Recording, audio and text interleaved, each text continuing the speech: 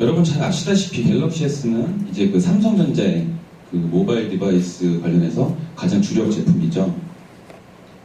삼성전자 모바일 디바이스를 보면은 뭐 갤럭시 S, 갤럭시 R 뭐 이렇게 여러 가지 종류가 있고요. 그 갤럭시 노트 그리고 갤럭시 탭까지 여러 가지 그 액정 비율이라든지 성능에 따라서 다양하게 그 구비를 하고 있습니다. 사실 이제 갤럭시 노트가 나왔을 때 잘 안 팔릴 거라고 생각을 했거든요. 근데 실제로 지금은 갤럭시 노트 2가 나왔을 때 갤럭시 S3보다 훨씬 많이 팔리고 있다는 게 현실이더라고요. 예. 삼성전자 실적을 보면은 굉장히 많이 뛰었죠. 보면은 2012년도 그 잠정이긴 한데 그 201조 매출을 하고요. 그 영업이 29조가 되었습니다.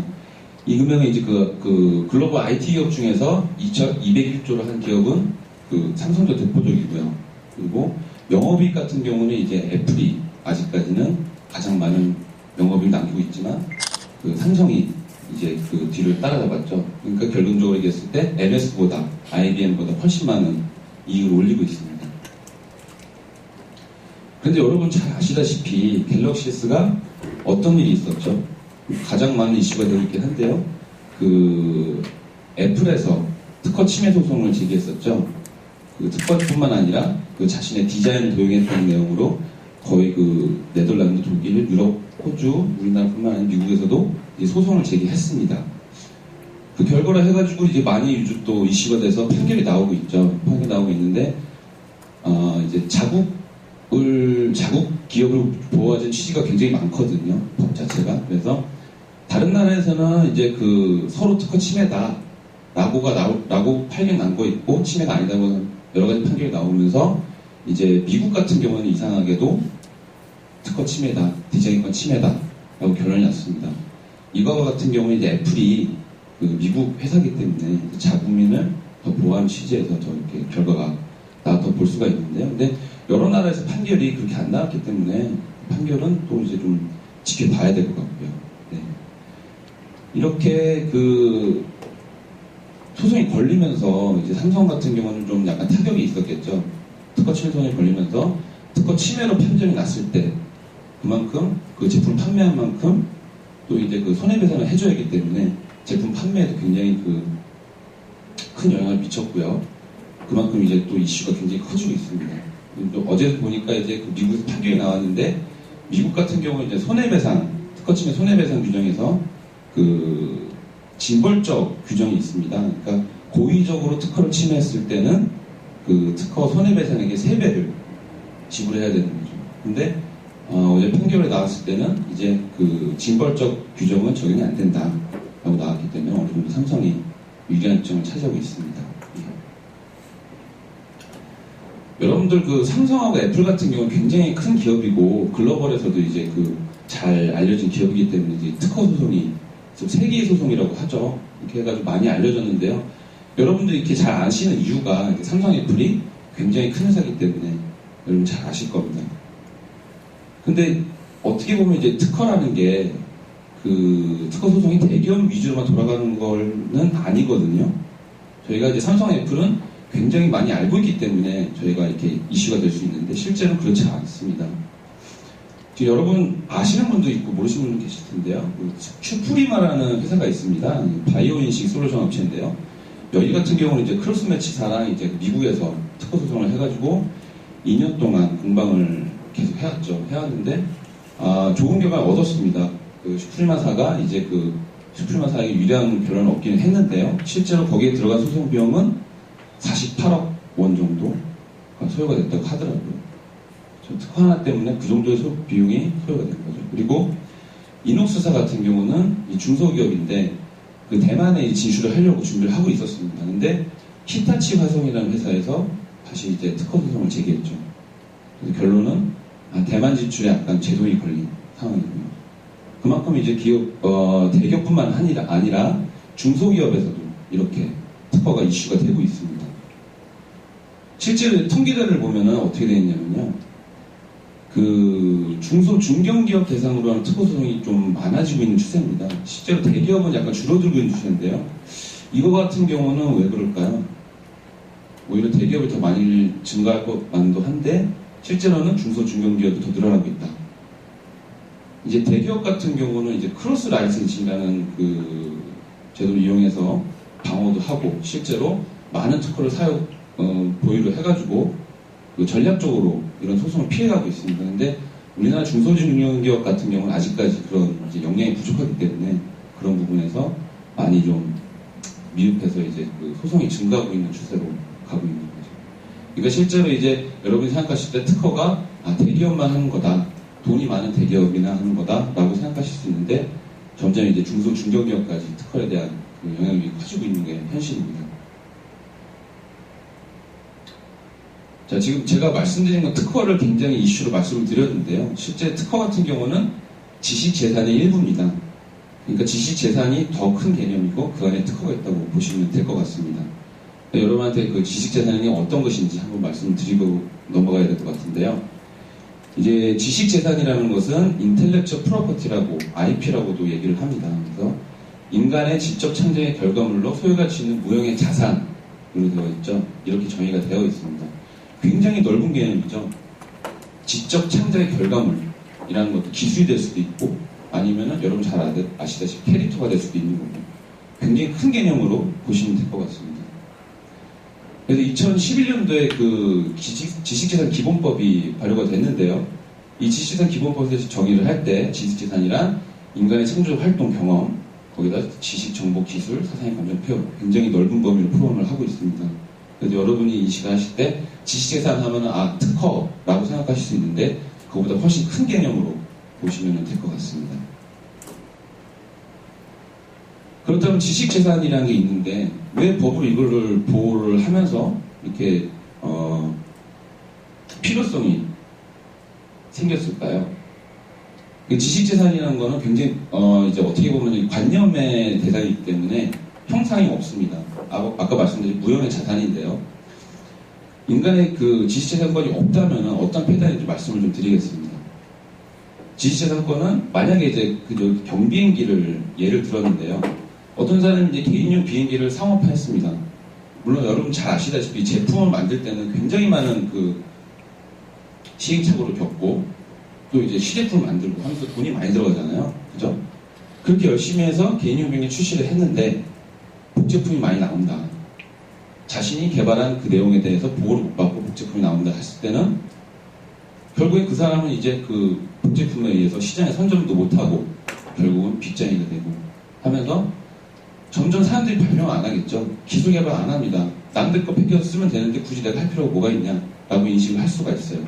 그렇기 때문에 그런 거를 다 없애버리기 위해서 결국에는 지식재산권이라는 그 권리를 보호를 하는 거죠. 나라에서 법을 제정해서. 그래서 지식재산을 보호함으로써 개인의 기술의 발전과 개인의 그리고 공공의 이익에 이바지함에 있음이 그 지식재산권의 그 취지라고 보시면 될 것 같습니다. 아까 말씀드렸다시피 지식재산이라는 개념은 굉장히 큰 개념인데요. 아까 말씀드렸던 특허권도 있고 저작권도 해당되고 신지재산권 이렇게 크게 세 분류로 볼 수가 있습니다. 그 중에서 가장 요즘 그 기업에서 이슈가 되고 있는 건 이제 산업재산권이죠. 산업재산권은 산업발전에 이바지할 수 있는 지식재산을 보시면 될 것 같은데요.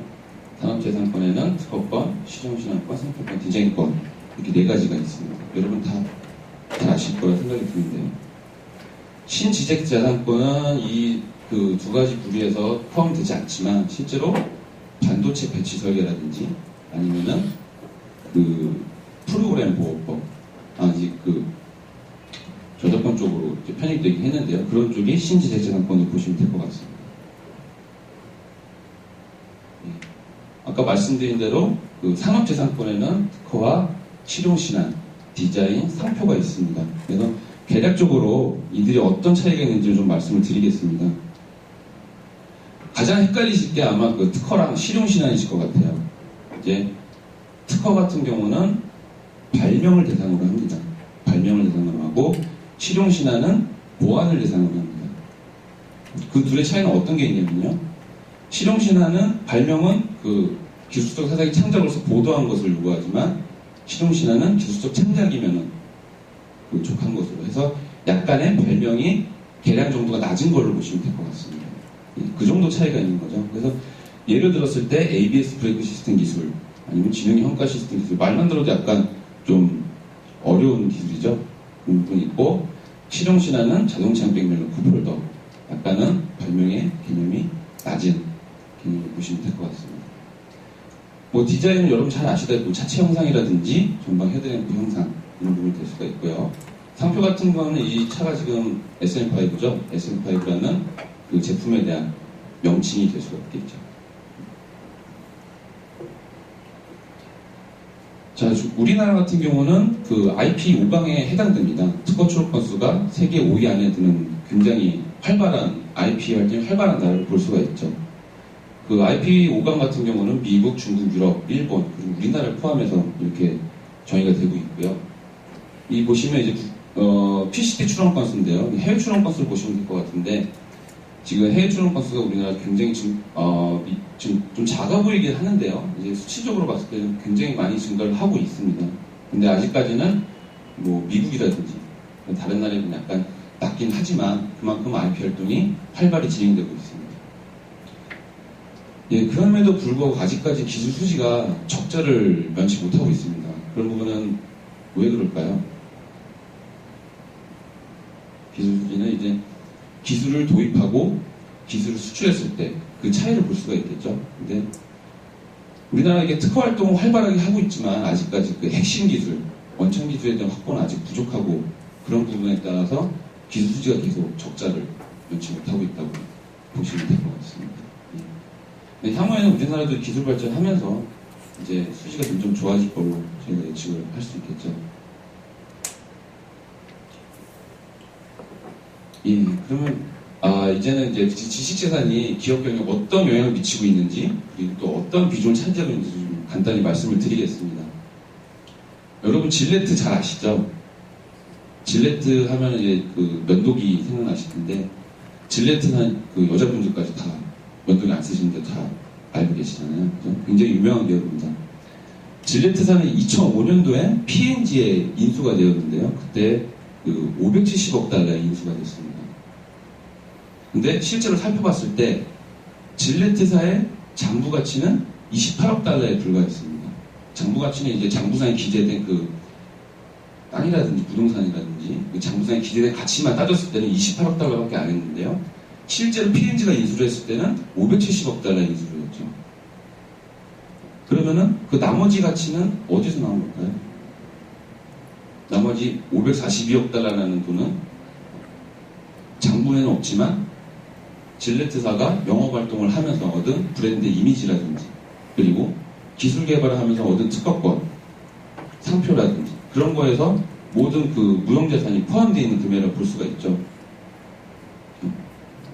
실제로 28억 달러와 542억 달러는 굉장히 큰 차이가 있습니다. 그만큼 기업에서 무형자산의 비중이 굉장히 증가를 하고 있고요. 그 다른 뭐 애플이라든지 MS를 봤을 때 동일합니다. 애플도 시가총액, 이게 옛날 거 기준이긴 한데요. 시가총액과 장부 가치를 비교했을 때 한 8배 정도 차이가 나고 있고요. MS도 그렇고요. 그만큼 이제 기업에서도 기업의 장부 가치보다는 그 무형자산의 가치가 점점 커지고 있다고 볼 수 있겠죠. 지금 무형자산은 제가 말씀을 드렸는데, 무형자산에는 아까 말씀드린 지식재산권 또는 고객이라든지 또는 기업의 브랜드 가치 이런 게 포함될 수가 있고요. 이 자료는 이제 그 하나금융경영연구소에서 발제한 자료인데요. 브랜드 가치와 미국의 특허 등록 건수를 비교한 겁니다. 그러니까 브랜드 가치가 높은 기업과 브랜드 가치가 높은 기업을 순위를 매기고, 그 다음에 미국의 등록 특허가 가장 많은 기업 순위를 매겼을 때 어느 정도 매칭이 되고 있느냐라고 조사를 한 거죠. 그래서 브랜드 가치가 높은 기업일수록 특허 활동량이 굉장히 활발하다라는 결론을 얻었습니다. 실제로 상위 5개 기업 같은 경우는, 물론 이제 제조업하고 비제조업은 차이가 좀 있겠죠. 제조업 같은 경우는 기술을 기반으로 하기 때문에 굉장히 많은 특허 활동을 하고 있겠죠. 봤을 때 제조업이 3개가 있는데 그 일취 100%입니다. 등록 특허가 그만큼 많이 보유하고 있다는 얘기겠죠. 그래서 상위 20위까지 비교했을 때 70%, 뭐 밑으로 갈수록 낮아지긴 하지만 그래도 그 브랜드 가치가 높은 기업일수록 그 지식재산권 관련된 활동이 커지고 있다고 보시면 될 것 같습니다. 예.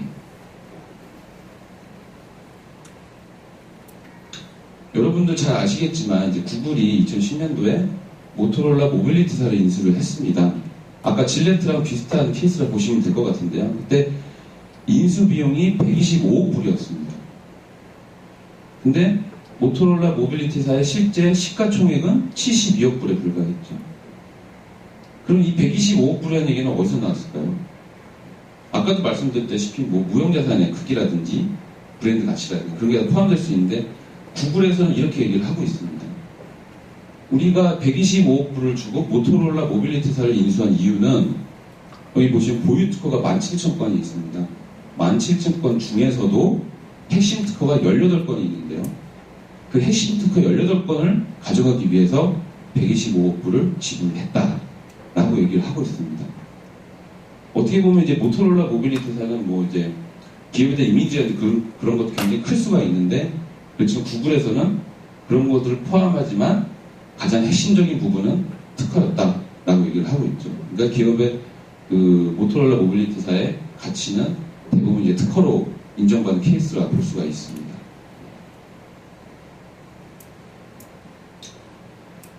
자, 지금 말씀드린 건 앞에서 보셨다시피 이제 그 지식재산권이 기업의 그 차지하는 비중이 굉장히 커지고 있습니다.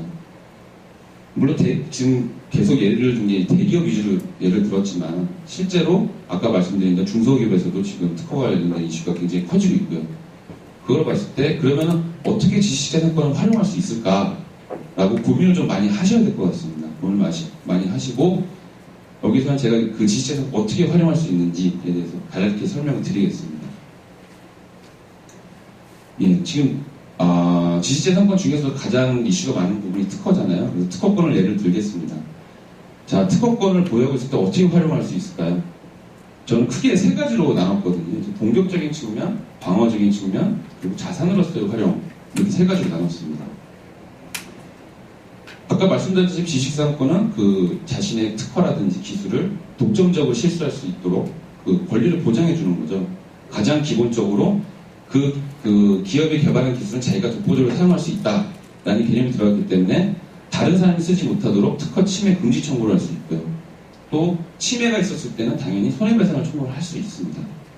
그리고 여러분들 라이센싱이라고 많이 들어보셨을 것 같은데요. 라이센싱은 이제 특허를 원칙적으로 특허권자만이 사용할 수 있지만 예외적으로 특허권자가 사용을 허락한 케이스라 보시면 될 것 같습니다.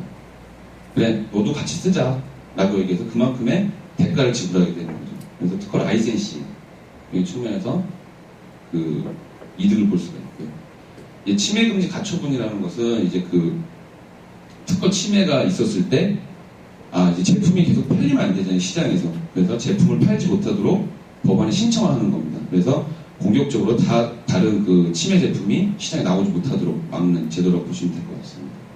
공격적인 측면은 이렇게 볼 수가 있고요.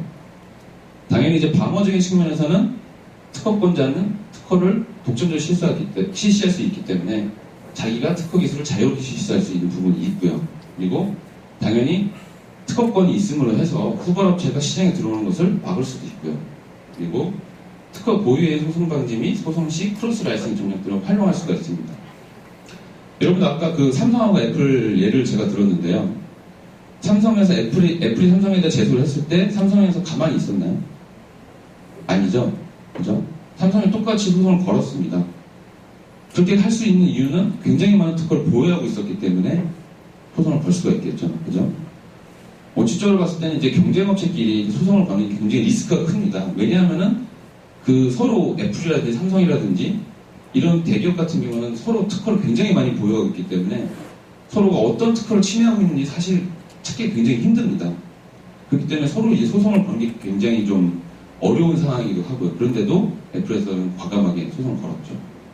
그리고 그에 따라서 삼성도 맞소송을 해서 방어적인 측면으로 이제 활용을 한 거죠. 그러니까 실제로 이제 특허를 많이 보유하고 있다는 것 자체만으로도 이제 타기업에서 이렇게 뭐 특허를 이용해서 공격을 한다든지 이런 게 굉장히 좀 꺼려지는 그런 걸로 해서 방어를 할 수 있는 측면이 있습니다. 그리고 특허권은 아까 말씀드렸던 무형의 자산입니다. 자산인데 특허권도 이제 그 자산으로서 활용을 할 수가 있습니다. 현물출자라는 게 있는데요. 현물출자는 이제 그 특허권을 회사로 넘기면서 그 자산으로 이제 기재가 되는 겁니다.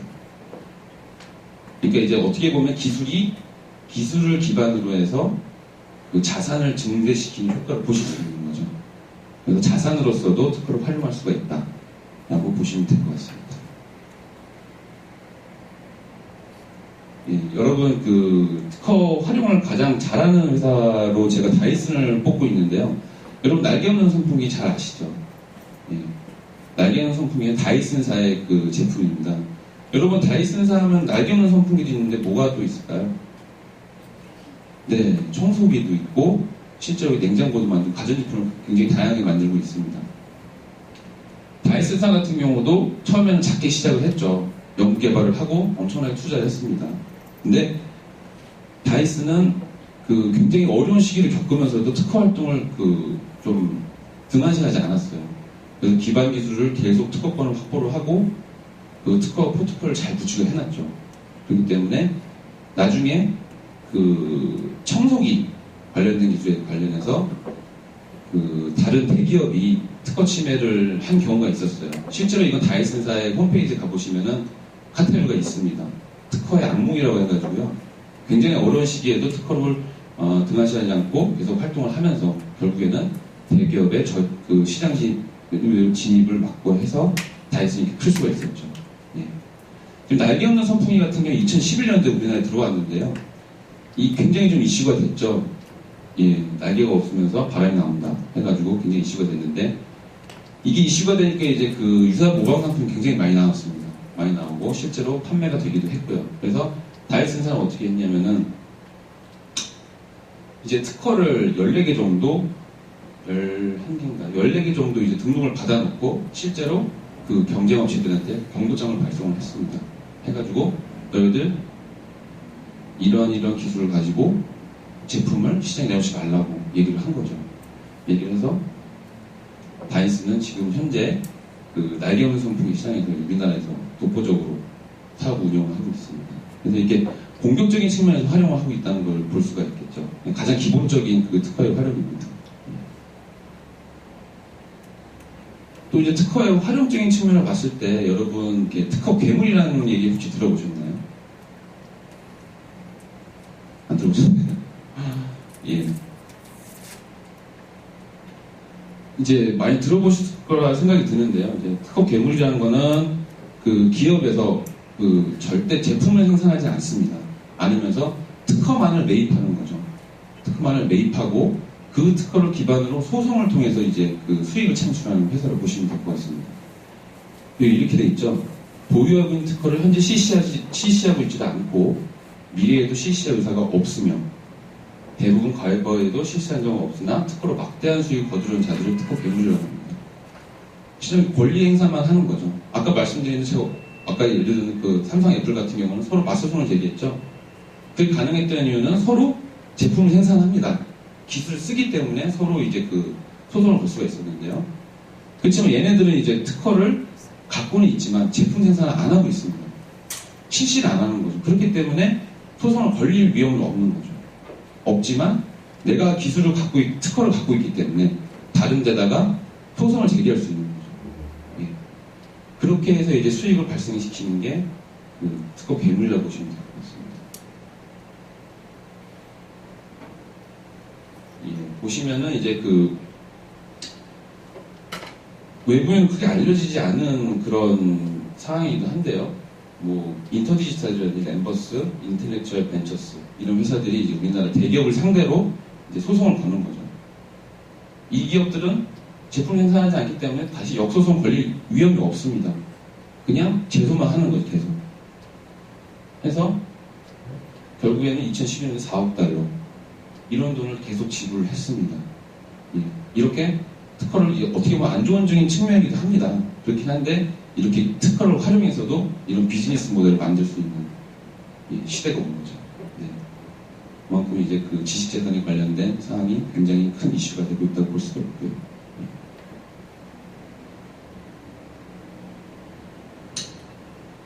뭐 아까 말씀드렸다시피 그 기업에서 이제 무형자산이라든지 그 특허권이 그 비중이 굉장히 증가하고 말씀을 드렸는데요. 여러분들 지금 제가 그 보시면 기업을 하고 계신 분들도 계시고 이제 기업에 계신 분들도 그리고 앞으로 또 이제 그 기업으로 들어가실 분들이 있을 거라 믿습니다. 근데 이거는 제가 좀 말씀을 드리고 싶더라고요. 어떻게 보면 직무발명 보상제도라는 건데요. 이제 기업이 기술을 개발을 했을 때 그 개발자에게 보상을 해주는 제도입니다. 어떻게 보면 사용자 입장에서 봤을 때는 당연한 거죠. 내가 돈 주고 그 사람을 썼는데 이 정도 결과물을 내놨을 때는 당연히 당연한 거 아니냐라고 보실 수가 있는데요. 그런 측면에서보다는 이제 그 개발자들의 발명 의욕을 고취시켜주고 그만큼 보상을 해줌에 따라서 그만큼 더 큰 그 효과를 볼 수 있도록 하는 제도가 직무발명 보상제도입니다. 예, 이거는 하나의 예시인데요. 이제 그 나카무라 휴지라는 사람이 있습니다. 이 사람은 일본 사람인데 이제 이 사람이 한 건 뭐냐면은 그 청색 발광 레이오드를 개발했습니다. 그 전까지 이제 그 백색은 있었는데 청색은 못 만드는 거죠. 근데 이 사람이 그 니치야 화학공업에서 굉장한 연구를 거듭한 끝에 그 개발을 완료를 했죠. 완료를 했었는데 굉장히 노력을 많이 했습니다. 특허를 300여 건이나 출원을 하고요. 그만큼 연구를 많이 했다는 얘기죠. 근데 이 기술 개발을 통해서 이제 중소기업된 니치야 화학공업이 연이 10억 달러 이상 매출을 올리는 세계적인 회사로 발돋움을 했습니다. 회사에 굉장히 큰 공헌을 한 거죠. 근데 실제로 이 사람이 받은 그 보상은 얼마가 됐냐면요. 이 사람이 그렇게 열심히 해서 기술을 개발했는데 결국 받은 거는 대가로 받은 것이 과장 승진과 불과 2만 원의 포상금밖에 없었어요. 얼마나 열받겠습니까? 자신이 이렇게 열심히 개발해서 회사에다 이렇게 그 기여를 많이 했는데 이거밖에 안 나왔다. 그래서 굉장히 열받았겠죠. 그래서 이 사람이 이제 회사를 퇴직하고 난 다음에 소송을 제기했습니다. 회사를 상대로. 나는 그만큼 정당한 보상 못 받았다. 라고 해가지고 소송을 제기했고 결국에는 그 승소 판결을 받았죠. 승소 판결을 받고 제가 알기로는 이분이 지금 그 서울 반도체에 지금 고문으로 오신 걸로 알고 있습니다. 결국에는 이제 그 어떻게 보면 이제 그 개발자들의 그 의욕을 고취시켜야 되는데 실질적 보상은 얼마 안 됐잖아요. 그죠? 그 직무관련 보상제도라는 게 필요한 이유가 그겁니다. 기업에서 개발자들의 연구를 고취시켜주고 그만큼 기업에서 큰 이득을 얻을 수 있는데 그거 안 했기 때문에 결국 이런 그 소송이 발생했던 거죠.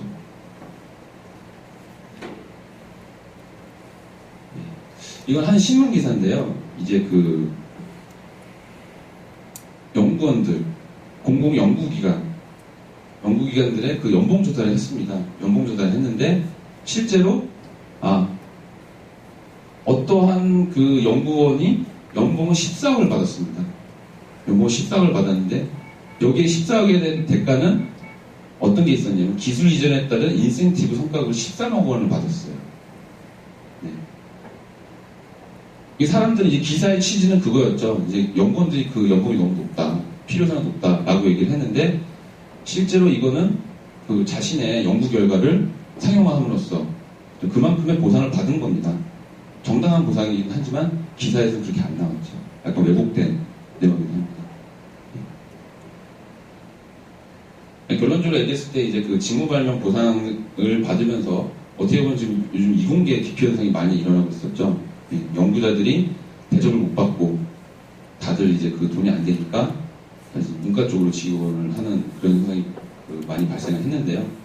이런 부분이 많이 보완이 되면은 그런 부분에서 좀 그 이공계 기피 현상이 없어지지 않을까라고 생각이 됩니다.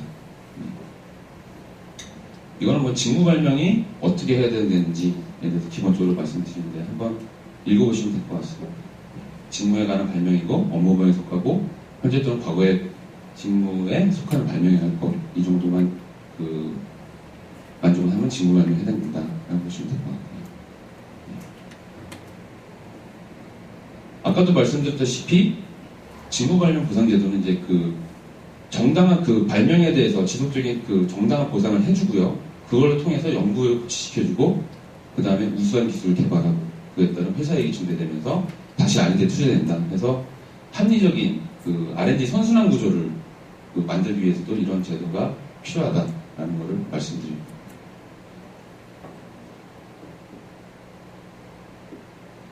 예, 오늘 제가 발표할 자료는 여기까지고요. 어떻게 좀 도움이 됐는지 잘 모르겠습니다. 근데 아까 말씀드렸다시피 지금 현재로서는 정말로 지식재산이 기업이 차지하는 비중이 굉장히 커지고 있습니다. 여러분들 향후의 회사에서라든지 교육을 하실 때 그걸 많이 감안하셔가지고 꼭 성공하시길 기원하겠습니다. 감사합니다. 궁금하신 거 있으면 사무소를 통해서 하면 좋은데 사실 이제 자영업자들이나 개인들은 비용이 상당히 많이 부담이 되잖아요. 그래서 보니까 특허까지는 아니라도 디자인이나 상표 같은 경우는 개인이 직접 출원하는 데 큰 무리가 없을 것 같은데 그런 부분을 계속 신뢰하는 방법에 대한 교육이나 도움을 주는 것이 있나요? 교육이요. 이제 특허청에 보면 특허로라는 사이트가 있는데요. 거기 보면 이제 요즘은 특허 출원이 대부분 전자로 이루어지고 있습니다. 그래서 설명이 굉장히 잘 되어 있긴 합니다. 그래서 특허라든지 상표 디자인은 대리인이 없어도 충분히 혼자서 출원하시는 건 가능하거든요. 근데 이제 등록을 받으시려면은 그 중간적인 부분에서 이제 절차라든지 그런 부분이 있기 때문에 약간은 이제 좀 전문가의 도움을 받는 게 가장 좋기는 하죠. 그리고 특허인 부분은 굉장히 좀 그렇고 상표라든지 디자인은 뭐 혼자 하셔도 좋지만 실제로 이게 등록 가능한 상표라든지 상표가 가능한지 아니면 등록을 위해서 이제 어떻게 보면 심사관을 설득을 해야 되거든요. 그런 부분에서는 약간 전문가의 힘이 필요하지 않나 그런 생각이 듭니다. 혼자서 충분히 하실 수 있습니다. 예.